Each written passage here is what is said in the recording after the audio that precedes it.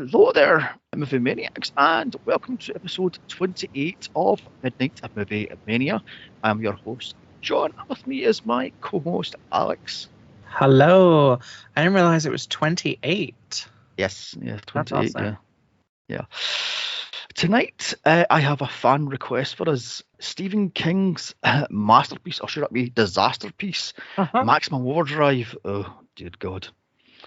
Right. Yeah, this is a experience, shall we say? Experience is a word you could use to describe this. Based off a short story, Trucks, which was published in the Night Shift collection, which gave us some classic movies, such as Children of the Corn, Lawnmower Man, The Mangler, Graveyard Shift, and the very recent The Boogeyman, all of which are slices of cheese. So The Boogeyman, the recent movie, that was yes, from the same. yes, that's King. Okay. I've not seen that one yet. Oh, it's interesting viewing. But Children of the Corn, I quite enjoyed that. And you said, I think, Graveyard Shift. Yes. Is that the one where they work in the mill?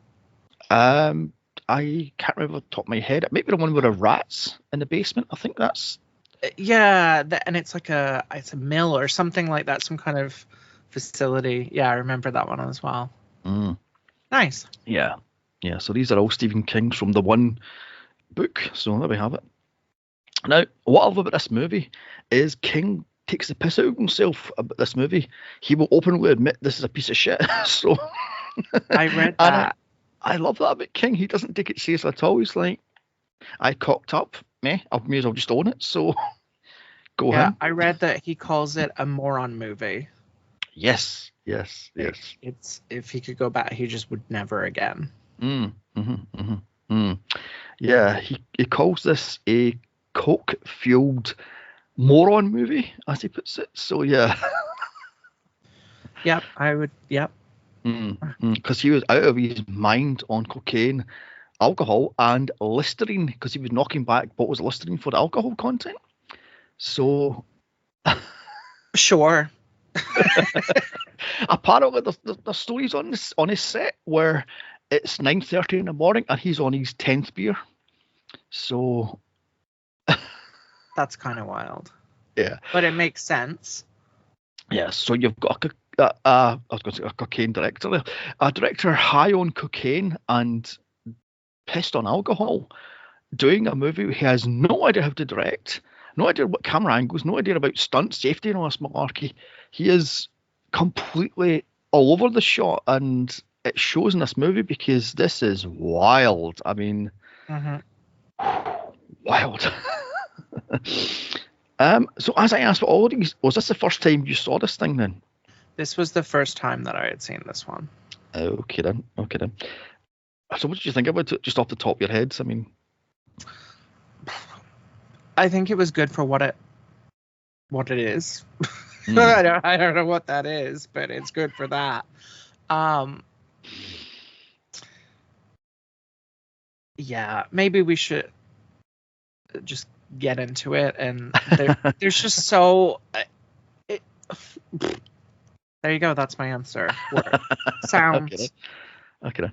For me, I saw this in high school. I think it was in the early 90s. Somebody brought it in for one of these. Now these weeks we have leads up to a holiday like Christmas or summer, and somebody brought this in. We watched it, and I thought, nothing about it until the internet hit, and I found out this was the whipping boy for internet, up there with one of the worst movies of all time. Now, I think it's a bit much. I mean, it's not one of the worst movies of all time. Yes, it's a complete basket case movie. It's all over the shot, and its editing is, and the music is the only thing that saves this for me is music, the AC/DC soundtrack. So, but is this one of the worst movies of all time? No, I've seen worse. Oh yes, yeah. I mean, like I said, I've seen much worse. I mean, Hands of what the hell was that called? The Hands of Manos, for crying out loud, Plan 9 from Outer Space. I mean, any of the Asylum movies. I mean, pick. Right. But basically, like I say, is it that bad? Well, that's what we're here to find out, basically. If this thing deserves its reputation as one of the worst movies ever made. I mean, brought to us by Dino De Laurentiis, who also brought us Death Wish, King Kong 76, Flash Gordon, Firestarter, Cat's Eyes, Silver Bullet, Raw Deal, Blue Velvet, and Hannibal. Also the latter Silence of the Lambs movies. So there's some good in there, and there's some bad, and there's some shit. But that's a sort of highlight reel of Dino De Laurentiis. That's quite hard to say.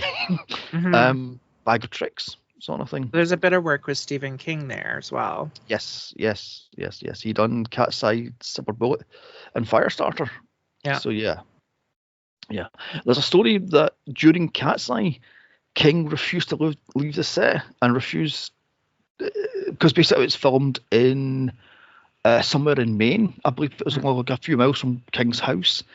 And he refused to leave the set. He refused to leave the director alone. He refused to leave the producer alone. He refused to leave the cameraman alone to learn the craft. So is that pre-Maximum Overdrive? Yes. It's was it 2 years, I believe? So yeah. He did not learn that much. Nope. I mean, oh my God. All I have to say is this is an all King movie. Written by him, directed by him, and has a cheeky Hitchcock-esque cameo by him. I mean, oh my God. I mean, with this all AC/DC soundtrack, I just love the fact that this is an AC/DC soundtrack. And because King was a huge fan of AC/DC, and he practically begged them to do the music for this thing. So. Oh, really? Yes. Yeah, when we were watching it, we weren't sure, like, is this made specifically for AC/DC? Like, we were trying to figure out, like, why it was all AC/DC. Like, what was the reason behind that? But it sounds like he was just a huge fan, and like you said, he begged them to do it. Oh, yeah. Do we know what AC/DC thought of the movie? I'm not sure actually, because apparently King wanted them in the movie as AC/DC getting killed on the bridge collapse thingamajig, and they went, "No, Stephen, we'll do the music, but that's it." So I have no idea what they thought of the movie, but I'm guessing they just took the cash and went, "We'll make an album and make a fortune. Bye bye, Stephen." Yeah. So, but apparently King called them up continually and would sing songs to them over the phone. So. I'm guessing to shut him up as he's cooked out his mind. They went, "Okay, we'll do the music. Stop fucking calling us at 4 in the morning." Yeah. You know? I mean, so, yeah. Anyway, let's get into the nuts and bolts. Its budget was 10 million and it made 7.5. So this was a bomb. The cast: Emilio Estevez, Pat Hingle, Yardley Smith, Frankie Faison, and Halter Graham. Oh God, the plot. So here we go. Earth is caught in the tail of a comet for several days. Trucks, vans, and other large vehicles, and weirdly, small electronics come to life and attack humans. So, in the middle of nowhere, a ragtag group of survivors take on the killer trucks as the world around them goes mad. Who can stop these killer trucks? Find out here. That's the easiest version I can come up with without going and sort of stuff. So, yay. My biggest thing with that whole concept of the comet making things come to life. Well, it was, what was it? There was like a an electronic knife, like a cutting. Yes, a carving knife. Yeah. ATM machines, like smaller electronics, and then obviously the big trucks. And it seemed like some vehicle, like some car, like regular people's cars were coming to life, because you see a lot of dead people in their vehicles on the streets. But why not all? Right. In the book, in the story rather, because I read the short story years ago, they say that if you were nice to the vehicle or you owned the vehicle, it was loyal to you, which is why the trucks destroy some of the cars in the movie. So there we have that one. That is wild because the whole Yes. time that the married couple were Oh. driving around, I was like, when is the car going to drive them off the road? Like, when is Mm-hmm. something going to happen with that? But it never came.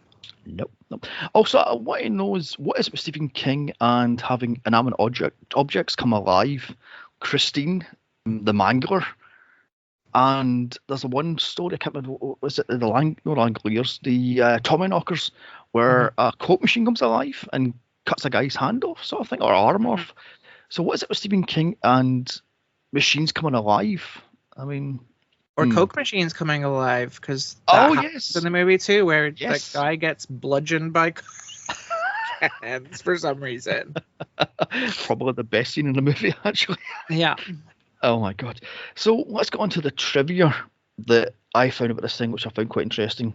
King himself said he was coked out of his mind filming this, and he had no idea what he was doing. In fact, there's a story floating around that he was calling up George Romero at 3, 4 in the morning, going, "Help, I'm stuck. How do you do this camera scene? How do you set up this angle? How do you do this?" And Romero's like, "Piss off, Stephen. It's like 3 in the morning." And Yeah. click. So, I mean, I don't think that he needed to advertise that he was coked out on, and he was just terrible at this. Like, that was yeah, obvious. yeah. I mean, have you seen the trailer for this thing, the original trailer, where it has Stephen King himself standing in front of the Green Goblin truck? Oh, no, then I don't think I have. Oh my god, I've got it in my trivia, and when I first saw this thing way back when, I was like, oh my god. So we'll get back to that. Oh yeah. Speaking of Green Goblin, the famous Green Goblin head was left to rot in a scrapyard for years until a fan found it, bought it, and brought it back to its former glory. It took 2 years apparently, Wow. and he drives it around the place to various horror and comic cons and makes a fortune off it. So Oh, I'm go him. sure. Oh yes, yeah. So go him. I mean, I just love that because imagine that you're in a scrapyard and you see this giant Hmm. Green Goblin head. You're like, It's wait, kind of iconic for the movie itself. Like, but mm. uh, was it anything outside of the movie? Was that like a recognizable logo for something, or is it literally just made for this movie? Well, it's Green Goblin from Spider-Man from Marvel. Oh, yeah. Okay. So it's like, as I said here, yeah, that is the actual Green Goblin from Marvel. Now, I heard this years ago, so I don't know if it's true, that Marvel begged King to take the Goblin head and put it on one of the trucks. Hmm. And apparently they paid something like $1,000 for that. This is how bad Marvel was at the time. Marvel's comic sales Right. were on the floor. So they begged King to put, so they did, and King says, "Okay, then I'll make him the leader. I'll make him the killer." And I was like, "Fine, do it. We don't care." So, Wow. so that's how desperate Marvel were for fame. I mean, Hmm. I feel like these days you would be paying Marvel for that oh privilege. yes. Could you imagine that? I mean, some Z-lister Marvel character, that'll be $10,000 for a second. Oh, Yeah. that's not me. I mean, oh yes, I love this one. The trucks were all supposed to be branded. So the trailers were supposed to be all branded, right? Hmm. Some of them do still have it, such as Bic and Miller. However, King went to Toys R Us and asked, can I have your name Toys R Us on one of the trucks?" And he says, "Yes, fair enough." King goes, "Okay, then you're going to be on a Green Goblin car." And Toys R Us like, "No, we can't have a killer because we Hmm. can't besmirch Jeffrey the giraffe's name." So Hmm. King's like, "Fuck you," and made his own thing. What was it, Uh-huh. Happy Toys? And yeah, so Huh. Um, I I guess what is I know because I noticed the Bic and the Miller, mm, they were okay with being yeah, killer trucks. yeah. Well, technically the the big one doesn't. Just all it does is it circles around Right. the truck stop, and the big one gets blown up, I believe. Yeah. So, I mean, free advertisement from a notorious movie. Mhm. Oh yeah, this is what kind of stunned me. There was a mistake on the set. The stuntman, actually wasn't a stuntman, he was the cinematographer, lost his eye due to a stunt that went wrong. In the movie, the lawnmower comes alive. That's a Mhm. nod to the Lawnmower Man, obviously. And apparently, the cinematographer went, take the blade off that lawnmower. You don't need it because nobody's going to see it. It's just going to be running. Da, da, da. King's like, no, no, no. I insist the blade be kept in. So they set up the shot, da, da, da, and apparently the blade hit a piece of wood and it flew into the guy's eye, and he lost the use of his eye. Wow. And the guy was on set 2 weeks later to finish the movie. So go him. Yeah. I mean, could you imagine that? Oh, they don't want me to. It's fine. Take the blade out. No, no, I insist you leave the blade in, and he loses his eye cause. But would that be a freaking lawsuit? I mean, You would think so. apparently not. He came on back on set and went, "I'll finish the movie." Wow. Yes, the Dixie Boy truck stop was left there, and for years it ran as a successful business. So there we have that one. I mean, could you imagine that? Oh my God, it's a Dixie Boy! Run somewhere in was it Wilmington, North Carolina? Oh So, yeah, that's where it actually is. well, it was. I don't know if it's still there to this day, but it Yeah. was. I think it was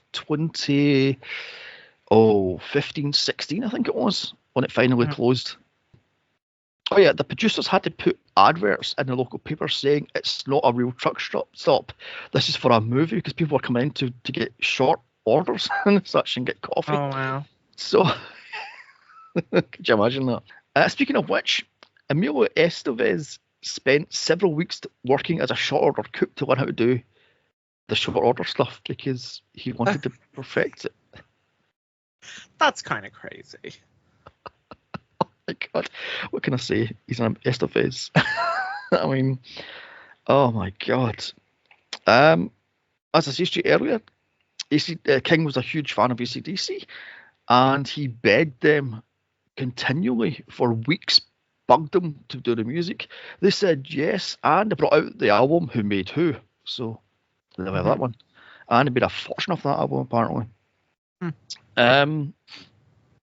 What is it? Oh, yes, a stunt driver who's driving the Green Goblin truck wasn't sure about how safe a stunt was, as the truck that is, shoves Emilio Estevez's character, and Mm. King goes, I'll do it first to show you it's safe.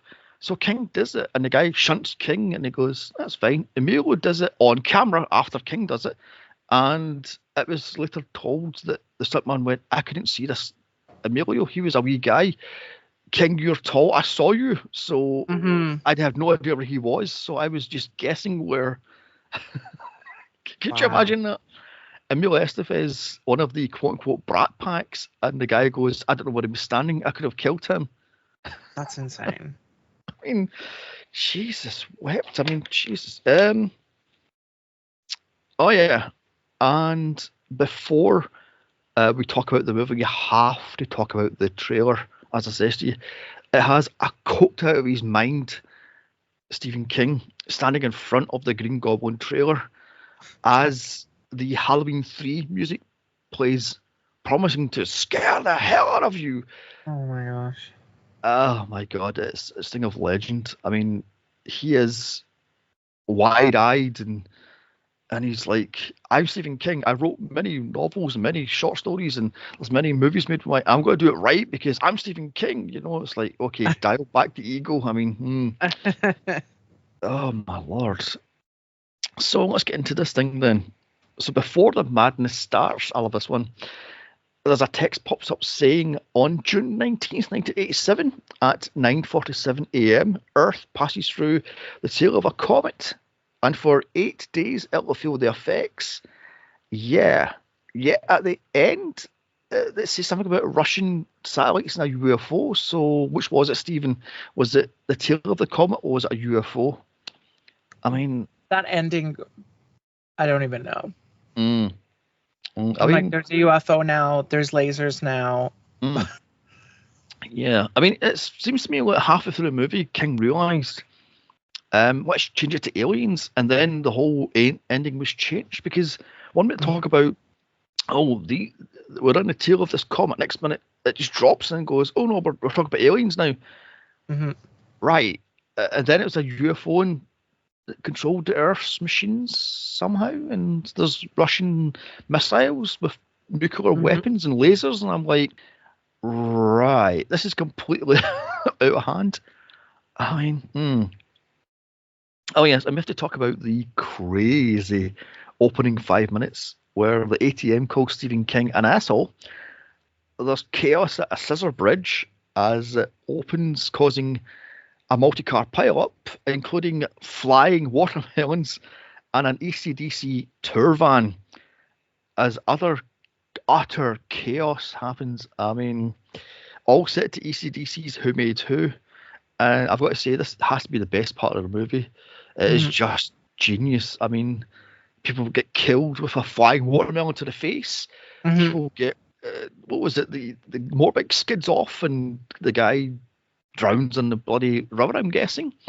I Yeah. mean, the ACDC gets killed because a small little minivan just crashes. I'm like, yeah, ACDC don't have a small minivan as their tour truck. I mean, That was oh my kind of a wild opening for me because we were watching it and we're kind of like, I feel like, why would you continue to stay on the bridge as it's going up? Like it would be easy for you to get away from that. I feel like a lot of people kind of just sat there.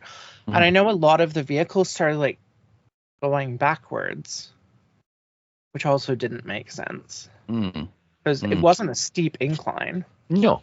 I love the fact how like there's a guy in one of the trucks and he tries to stick it in full drive and the back wheels just fly off. I'm like, is that how that one works? Okay then. So he's driving around on a motorway and all of a sudden the back tires spin off. I mean, okay then. Oh yeah, speaking of the ACDC, like I love the ACDC cycles thing when something bad happens. The date. I love that. I was on the floor howling at that every single time it played. It's like, oh my god, this is so cheesy, so cheesy. Yeah, so fun. So anyway, so up pulls the main villain, the Green Goblin truck, and it's driven by Handy, played by Frankie Faison, who you might know as the orderly from Silence of the Lambs. Oh. And by the way, how is this legal? Are we having this huge fiberglass head covering up most of your vision? Would it not be? I mean, how is that legal to drive? Who knows? Also, that must be a bugger to keep clean. Can you imagine the flies that would splat into that as you're driving along? Yeah, that'd be gross. Oh, so disgusting. I mean, I just don't get how that would be legal. Anyway, moving on. So, inside the Dixie Boy truck stop, we meet short order cook Bill, played by Emilio Estevez, fresh off the Breakfast Club. Waitress Wanda, played by Ellen McElduff, and boss Hendershot, played by Pat Hingle, Commissioner Gordon himself. So, yay. He only hires criminals to short shift him for time and skim the paychecks. Right, so he has multiple criminals on his pay list, but he takes an hour at a time. Wouldn't it be like 4 or 5 hours, not just 1 hour? I mean, that's kind of. So does he bill the government for these hours that are quote unquote stolen? So. Yeah. Yeah, God. And first to be quote unquote injured, actually, I guess injured, is Deke's dad, Duncan, played by JC Quinn. He gets diesel sprayed in his face, and that's him out for the entire movie. And I'm going, what's your fault for looking down the bloody barrel of the what the hell that thing is? I'm going, nobody told you not to look down as it squirts in his face, and he's and it goes the date stuff, and I'm like, oh my god. That felt like way more I don't know, exaggerated than it probably would have been in real life. I feel like getting some diesel splashed in your face probably isn't going to impact you quite that much. Yeah, exactly. I love Hendershot just goes, put him in the bathroom and wash out his eyes. The compassion there, mate. Calm down, Jesus. I just love that man. Oh, who cares? He's got diesel on his eyes. Just get him back to work. Mm-hmm. And I love the fact how later on in the movie, when he comes out of whatever the hell he was, he's got like bright red eyes and they're all bloodshot. And I'm going, would it do that to your eyes? I mean, oh dear God. Next to be hurt is Wanda with the electric carving knife as it cuts into her hand. I'm going, right. Okay then. It's a small electrical device. And I'm going, by the way, it goes from plugged in, wired, to battery operated between shots, which I loved. I just loved that. Oh yeah, yeah. I mean, because when Bill was smashing it with a hammer, it's battery operated, clearly. Yet when she's cutting it, or using it, cutting it, it's got a cord on it. I'm going, oh, that's so bad. But I've got down here, when Deke is heading to the truck stop, he sees a teenager getting killed by a hairdryer somehow. Yet none of the other stuff, like attack the humans in the truck shop, the stop. I mean, so why is it just the one little knife? Were they too scared because it was killed by Bill so quickly? I don't know. That was one of my big things with this movie, was the inconsistency with what types of electrical items. Yeah, I mean, I was going to myself, so you've got large trucks, you've got vans and such, but you don't have smaller cars, but yet later on you see a pizza delivery guy who's killed by his VW Beetle. I'm going, but oh my God. Then I read, as I said in the story, it's because he obviously hated that car, therefore the car killed him. But moving on. So next we meet Deke, played by Halter Graham, and he's at a Pee-wee basketball game. And I had to laugh. I had to rewind this back and watch again. The death by Coke machine, and that's the coach. Oh my God. Yeah, that's one of my favorites. I mean, like I said, the coach gets it in the balls and he gets it in the face, and he's killed by a can of Coke to the face, as you would. I mean, I love the fact how Deke has his little what was that? What was he, an umpire? No, an umpire. Well, I suppose it would be an umpire mask. The little pitcher mask thing, and using that to defend himself against the cans as they're flying at the machine. It's like, God. And then out of nowhere comes a steamroller, and it runs over one of his teammates. I mean, oh, so. And apparently Stephen King wanted to show the exploding head, but the MPA says nope, because if you do that, it'll be an X rating. So. And Deke steals a bike and runs for it. So, okay then. Smart kid. I mean, next we meet Brett, played by Laura Harrington. Sorry. She's hitchhiked a ride with this skeezy Bible salesman. I think his name is Loman, because he's not actually called, he tells his name. Played by Christopher Murray, and he's all over her like a bad rash, and she's having none of it. I mean, she's a country and western backing singer, hitchhiking all over America to get to Florida somehow, but she's kidding.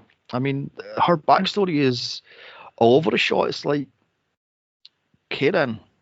Yeah, I didn't understand where she was coming from. It's the same with Bill's backstory. He got caught robbing a house when he was 20. So instead of running away, he just stood there and got arrested. But it was his fault for not running because he wanted the stuff inside the house. And yet he's the good guy of the story. I mean, dear oh dear. Oh, yes. Next is the bane of this movie, Connie, played by Yardley Smith, Lisa Simpson herself, and her long-suffering new husband, Chris, played by John Shard. I swear to God, every single time she screamed, my balls went into my body. I had to coax them out, going, I watched some pretty boy to get. I mean, I swear, every Chris. Curtis, like, shut It was a lot. Oh my God. Apparently she's ashamed of this movie. I can't think why. I mean, perfectly fine act. Yeah. Also, I love the fact how when people are helping us, she's still screaming, Curtis, you're my Curtis, get off, you want my Curtis. You're like, die already. Just some 18-wheeler just run the bitch over. I mean, do the guy a favor. Devastated that she didn't get that. Oh, God almighty. I mean, I love the fact how he goes, oh, I'm running out of petrol, let's get petrol at this station. And to see the dead body, she's screaming, oh my God, Curtis, is he dead? No, love, he's lying on a pool of his own blood for shits and giggles, you silly bitch. Oh, and then the truck attacks, and she screams, Curtis, are you alive? Oh, I was like, die already. They're almost run off the road by a red truck, but they magically make it into Dixie Boy, which I just love. She goes, Curtis, make it stop chasing us, Curtis! Oh my God, you can't drive her. I was like, oh my God, just shut up and die already. Oh my God. And of course, it's their wedding day. She goes, Curtis, don't make me a widow on my wedding day. I was like, shut the oh, Jesus wept. I'm sorry, but she has to be the one of the most annoying characters ever put to film. Yes. Frankly. Oh my God. So it then cuts to Deke as he's cycling through an upmarket neighbourhood where he's chased by a lawnmower and an ice cream van. But handily he gets away because apparently these small electronic devices are not very smart, so he gets away. And during his ride through the neighbourhood, we see a dead dog with a toy police car shoved down its throat. So toys are now killing things. We see the dead teenager with a hairdryer wrapped around her neck somehow. I'd love to see that death scene, but how the fuck is that? How did that kill her? There's no rhyme or reason. Nope. And I love the fact how, as Deke's cycling down the street, the sprinklers go on and then stop as he turns around because that's super scary. I'm going, isn't that like a clock timer thing? It's not actually mechanical, it's clock. I'm moving on. So first to die at the truck's hands, or should it be wheels, is Deke's dad, as he's run over by a rubbish scrap heap truck.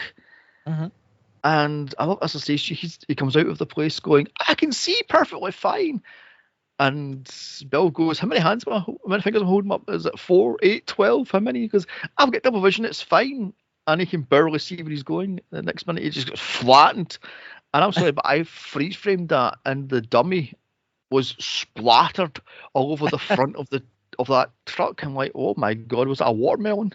So, and I love the fact how they get like two bits of sheets and just carry off the dead body. I'm like, Deke doesn't have to see his dad flattened, so it's like pancaked on the thing.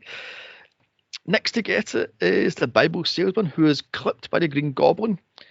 And I love the fact it's got Pennywise painted on the back doors, like years before it was finally published. I think it was published in 88, I think it was. So, so I would just love that one, the big Pennywise mural thing. And so it begins. The trucks start to circle, the Dixie Boy holding the handful of survivors hostage. Now, I was getting birds from this, but heavily birds mixed with Night of the Living Dead. So, yeah, I was going, King, you're not very original, mate. This is birds. So, so back to Curtis and Connie. They have a duel with a red 16-wheeler.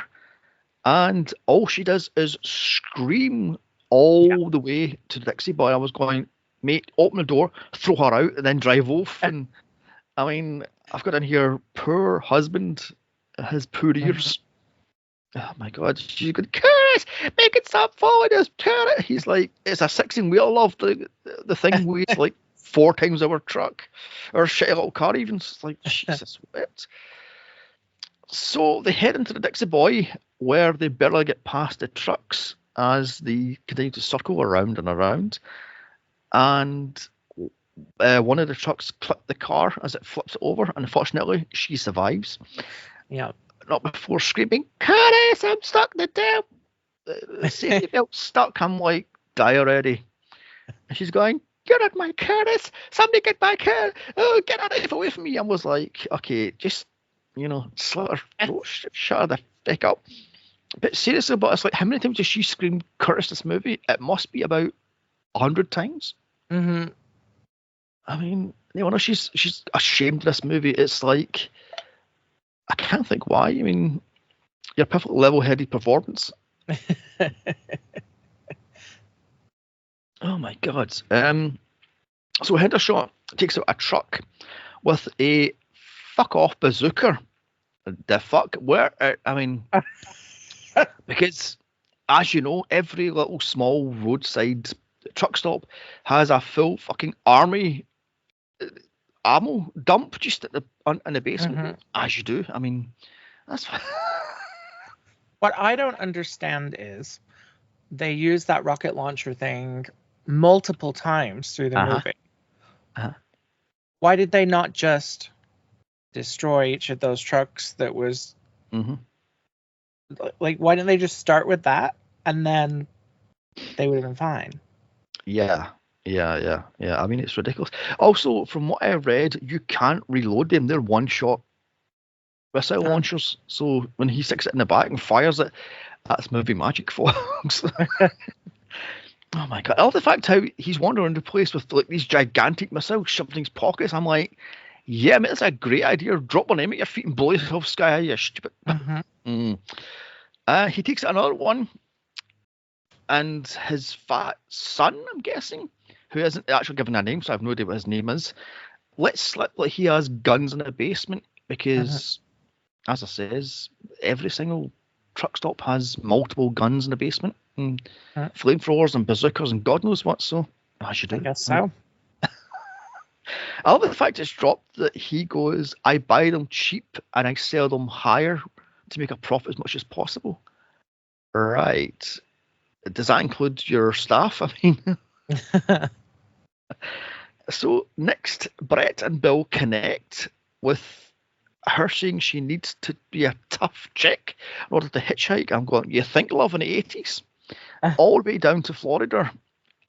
And she has a straight razor in her boot. I love that one. She goes, it's a straight razor, and puts it in her little boot. And I'm going, you go, love. But, oh my God. And by the way, did you notice when you first introduced to her, she's wearing like a country western singing outfit with like 3 different layers and a jacket, and then she goes into the Dixie Boy and changes to a sort of white, I don't know, blouse with a pair of jeans, and then her final outfit is a red vest and a miniskirt. Because apparently the producers realised there's no sex appeal, so sex her up as much as possible, as quickly as possible. So it's like, oh, that was a little confusing because there was a point where I was like, who is this woman? It was almost like a completely different person. So that makes sense, I guess, with what you just said. Yeah. I mean, King is notoriously terrible at writing for women. So I'm guessing he just went, I'll just do what I'm told. So slut her up, boys. I mean, yeah. So Deke finally makes it to the Dixie Boy, going through the sewers and under the trucks, which is kind of gross. I mean, I was like, I'll take my chances with the trucks. Thank you very much. Oh my God. So Bill magically finds Hendershot's stash as this old guy is armed to the teeth, quote, buying cheap and selling high the American way. So, yes, I love that one. But he goes, I'm going to shoot with this flamethrower. And I was like, Yeah, there's no canister to that flamethrower, so you've just got the gun. But where's the fuel? I mean, I love the fact also they have like boxes of meat unfrozen in the basement. I'm going, yeah. And Carolina heat, yes. Jeez.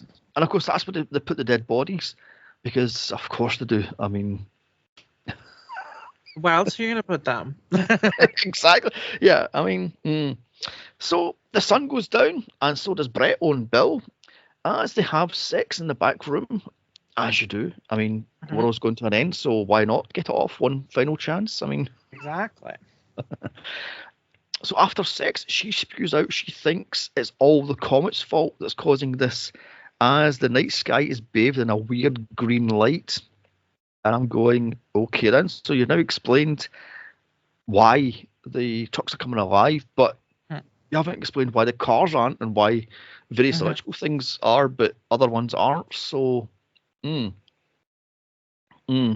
also drops it's been 12 hours, yet the trucks are still circling around and around with whatever diesel they had in their tanks. Yeah, I think not. I mean, yeah. Dear God. So that night, Q wanders rant, "We made you!" overacting at its best here. She's going, "We want some loyalty. We made you. You can't do it." I'm like, okay, love, calm down. I mean, when you try to face off with Yardley Smith, my God. Next, somehow the trucks killed the power to the Dixie Boy. How does that work? I don't know. I mean, I think the Green Goblin like honks its horn. Next minute, the power goes off. I'm going, how does that one work? How does a truck? Bill then notices there's less trucks running outside, so they've all ran dry. I've done here. How about you run away then? You know, there's like 3 or 4 trucks. You run for it, you fucking idiot. I mean, oh dear.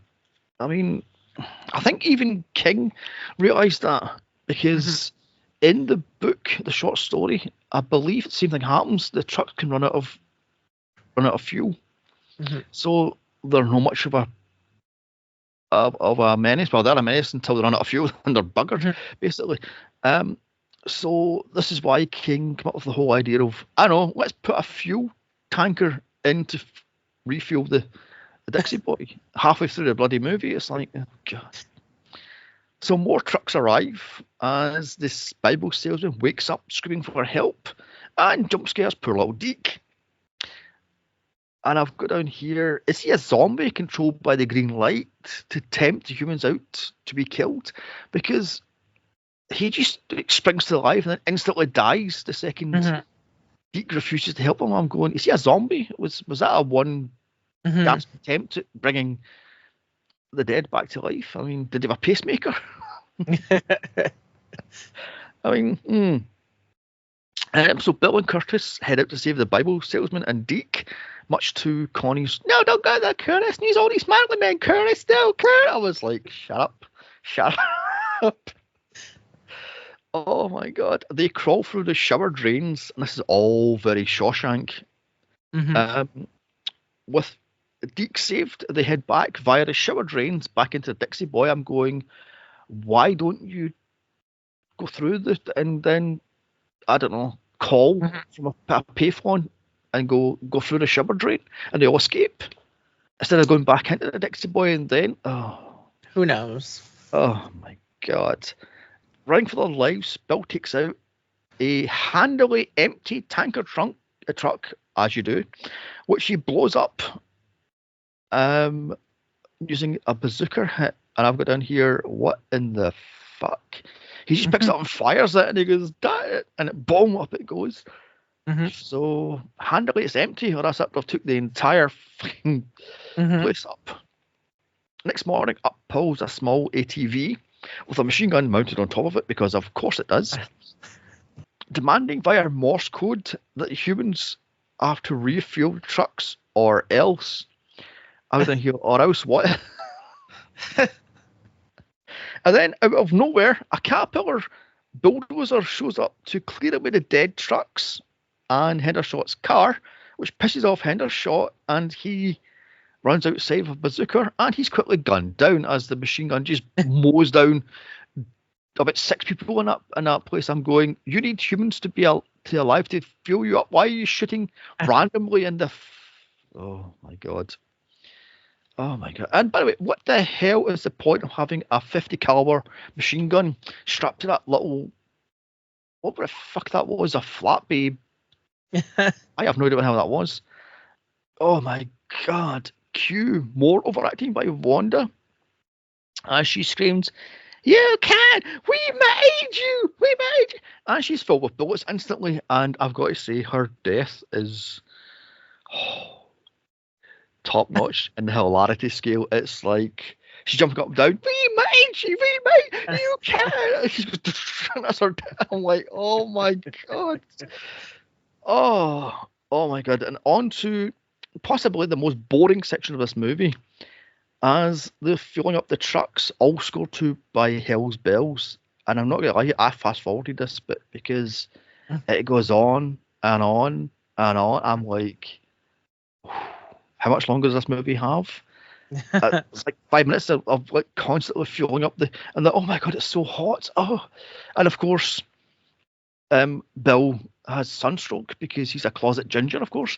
I mean, it's like... So hours later, as I got to hear, hours later, dozens of trucks are coming in from everywhere, and Bill suffers from sunstroke, so Brett takes care of him. And here is where he pulls out of his ass. He thinks it's aliens using the trucks as cleaners to kill off humanity and then take over the planet, while the aliens then swoop down and steal Earth resources. Right. You can tell King had no clue what he was doing. There's a coke idea and like 4 in the morning. Oh, I know. It's aliens. And he's scribbling it away. I mean, jeez. I've got down here. You can tell King was out of his mind on cocaine, booze, and mouthwash, because this makes no fucking sense. Oh, my God. So later in the afternoon, Bill goes outside and takes out the machine gun with a pineapple grenade. He then hatches a plan of action. So what's left of the survivors arm themselves to the teeth and crawl through the sewer to safety. Again, why don't you just go to your payphone and call the fucking diner and go follow us via the bloody showers? This movie is... I mean, I know the one payphone outside the Dixie Boy was taken out by one of the trucks, but surely the hell there must be another one a few miles down the road. So they all escape via the showers, and it works, sending the trucks into hissy fit as it destroys the Dixie Boy. So now the 3 survivors all make a run for it to the docks to steal a sailboat, because handily Bill can sail. Yeah, he's been in jail since he was 20, but he can sail. Get in. Too bad old Green Goblin gives chase, and Deke takes out a drive-through talking speaker as it gives him away, and I was like, Kieran, why give a 10-year-old a machine gun? The ice cream van that chased Deke finally catches up with him, and Curtis and Brett take it out, as you do. Finally, Bill takes out the Green Goblin with a bazooka blast after it kills a greedy survivor, stealing some rich chick's diamond ring. And I was going, please end. I mean, they sail off into the sunrise as Who Made Who plays, and up pops text saying Russians shot down the UFO using lasers, missiles, and nuclear bombs. Righty then. As credits mercilessly roll on this fucking turkey. By the way, did you catch that the sailboat had a pride flag on the back of the I boat? didn't. We did notice that when they started sailing, the sail wasn't actually open.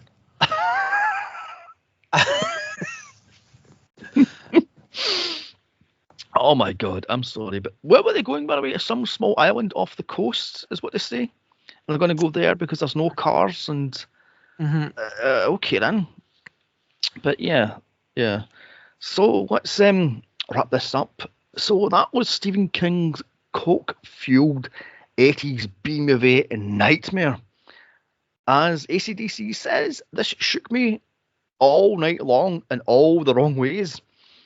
How bad a B-movie can actually be. If this is King's idea of, I'll scare the hell out of you, you're dead wrong, mate. Oh my God. As Elvira said, this is an hour and a half too long, and it's only an hour and 20 minutes long, minus the credits. I mean, this thing has what, maybe 5-10 minutes of fun. The rest of it is a chore to get through. Mm-hmm. And Connie screaming, cat! Cat! Every 10 seconds. No. Mm-hmm. No. So, what do you say about this? It's garbage. That's it. This is garbage. It's garbage. You would only watch this movie if you were forced to. I feel like, which is true. I had to watch the movie, so I did. It's not something I'm going to watch again. I would probably recommend it to someone that I don't like. Another thing that we didn't touch on, but like I thought of the whole way through the movie was, why were they circling the diner and keeping them trapped? Why did they not just crash in? We know that they could crash into the diner. Why did they not just kill them all by crashing straight into the diner? I have no idea. Like I says, I was getting birds from that bit, because in the birds are keeping the humans hostage for some reason. Mm-hmm. So I'm guessing that's King's nod to the birds. I mean, I have no idea. It's a stab in the dark. I have no idea. I mean, I guess I have to invent a time machine, go back to 86 and ask King, what is your coke-fueled mind? He probably doesn't know. Oh my God. So I may as well ask it, even though you answered it. Would you recommend this? Nope. Would you watch it again? Maybe. No. Because I'm a masochist, so maybe. Now, our next podcast is another fan request, Return of the Killer Tomatoes, which is a fun B-movie. Now, if you want a movie requested, you can requested rather. You can follow us on X at Midnight Mania Pod, and you can also follow us on Instagram at Midnight Movie Mania Pod. You follow me on Instagram at Here's Johnny Sim Tonight, and you can follow Alex at Mr._Alexander on Instagram and Blue Sky. Oh, Blue Sky. Yeah, that's not nice. Like I says, next podcast will be fun. Have you seen Return of the Killer Tomatoes? I have not. Oh, it's fun. It's fun. I've seen all, I think there's 5 of them. And they progressively get weirder and worse. I've not seen any of them. I remember there was a cartoon series. Yes. I don't think I ever really watched that, but I just remember there being one and seeing commercials for it. Yeah, that was a 1980. Oh God, it was 86. I'm guessing that was the cartoon was made. But yeah. Like it says, this movie is fun. I remember right, it's George Clooney's first movie role. Remember right? Okay. So yeah. And also it's the guy from what's that Bond movie? License to Kill. Okay. He plays the sort of best friend. And that's it. And one of the Gomez Adams is the villain. So Raul Julia. No, not that one. Another one. No. So anyway, so all I can say is a bye, and I'm off to figure out who made who. So ta-ta. Bye-bye.